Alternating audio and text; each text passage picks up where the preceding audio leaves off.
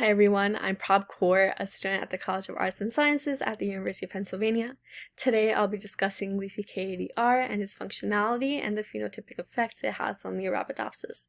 To begin with, leafy is a helix-turn-helix pioneer transcription factor which plays a pivotal role in determining the floral fate and organ identity in the Arabidopsis.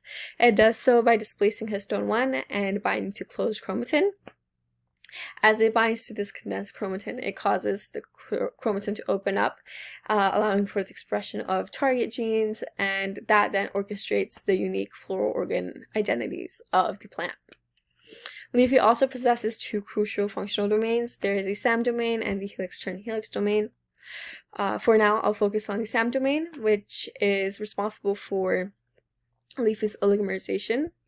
Here we can see in cases where the SAM domain is compromised in mutant versions of leafy, oligomerization fails, which then inhibits the DNA binding to proteins, allowing us to see a connection between oligomerization and leafy's DNA binding properties, as they can both influence the development of aerial and reproductive organs in the plant.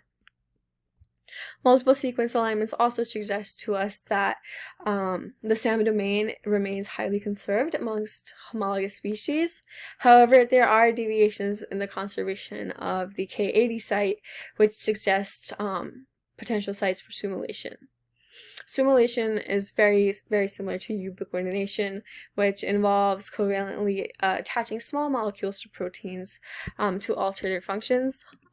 Here we can see in the SUMOylation cascade that the SUMO protein goes in and it is activated by the A1 enzyme, and that A1 enzyme then transfers it to the E2 enzyme, which allows for the conjugation of the SUMO proteins to target proteins, and then ligation occurs at the E3 enzyme, which is very specific for which target proteins it allows to be connected to the SUMO proteins and allows for SUMOylation.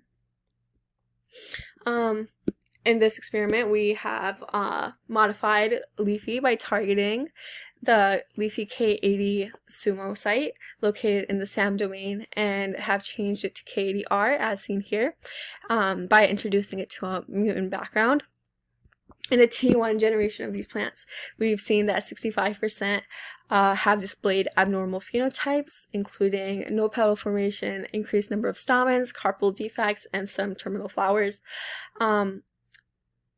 Based on this, we've seen that it suggests that there is an ectopic gain of function of the leafy target AGAMOUS, as we've seen ectopic carpels as shown in the figure here, and as we've seen no petals being formed. We've also seen carpel ligation occur during the vegetative state of the Arabidopsis plant, as we can see here through the curling of the leaves of the plants, and this also helps us predict that AGAMOUS is ectopically being expressed in world 2, which is resulting in these phenotypes.